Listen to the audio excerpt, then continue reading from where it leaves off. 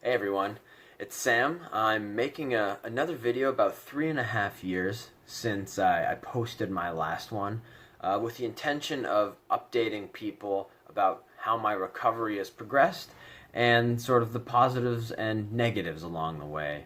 I find that's the question that I receive the most in comments and through other avenues. I want to make one caveat, which is that I'm not really going to get into whether surgery was the right choice. I only have one body, can't really go back and do an experiment, so I just have to live with the choices I've made and try and focus on my health going forward. So there were three lessons that I learned along the road to recovery that have really been pivotal in helping me move past the injury itself and just focusing on my health and trying to improve every day. The first one of those lessons is that I had a traumatic injury. My shoulder is never going to be quite the same as it was, and I'm going to have to make adjustments to account for that. This helped in two sort of different ways. The first of which was mental, because after an injury like this, I know I fell into ruts many different times where I thought, why me? Why did this happen to me? I can't believe I'm injured like this. Life isn't fair. And that's just not a constructive thought process, so it took a while for me to really move past that and just focus on what I could do to improve my health. The second aspect of that is that I needed to understand what I should do physically to account for the fact that my shoulder wasn't going to be the same.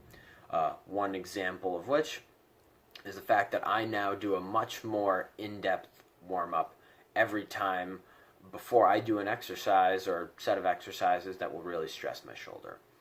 And that goes into the second one of these lessons, which is you really need to focus on doing the maintenance for your body every day, every week.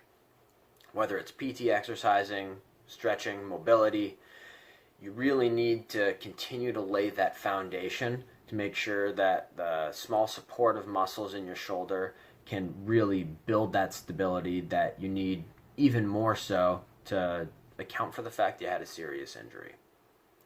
And now the third lesson was pretty much the hardest for me to drill into my brain, and that was I needed to work smarter, not harder, in order to really push my recovery to the next level.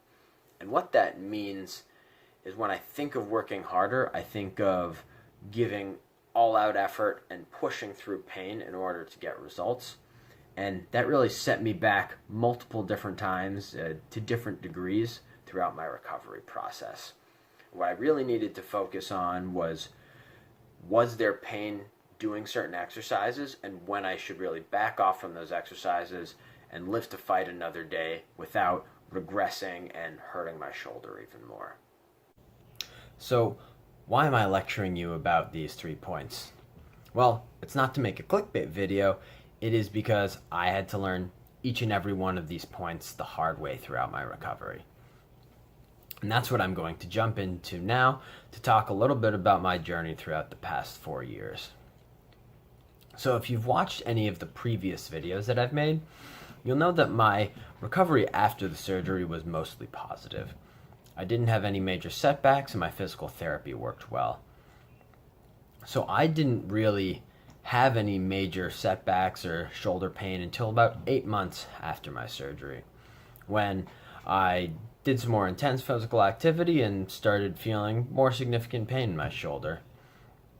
And for this instance, I would ascribe it to not doing enough of my maintenance, not doing my physical therapy exercises on a regular basis.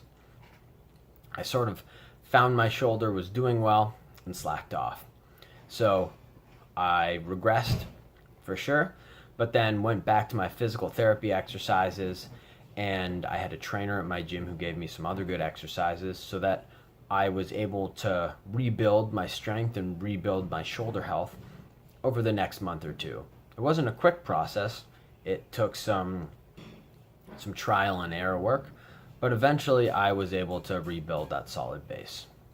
And from that point, my shoulder health increased, my strength increased as well, and I was able to then work up to relatively intense exercises I was able to do 15 pull-ups in a row. I could bench 50-pound dumbbells. So definitely exercises that put a significant amount of stress on the shoulder. But in doing that, I'd say about 2.5 years, 2 years after the surgery, probably 2.5, I then relapsed again. And this one was a little more serious than my first time. And I think it was due to the fact that I wasn't really listening to my body and I was trying too hard while I was working out. I would go to the gym and I would push through pain to finish the last set or two. Not serious pain, more subtle, but I didn't really understand how my body was reacting to that stimulus. And I would wake up the next day and then my shoulder would be really sore, and I would wait a day or two, it would go away, and I kept doing that cycle, and I think eventually my shoulder just started going downhill.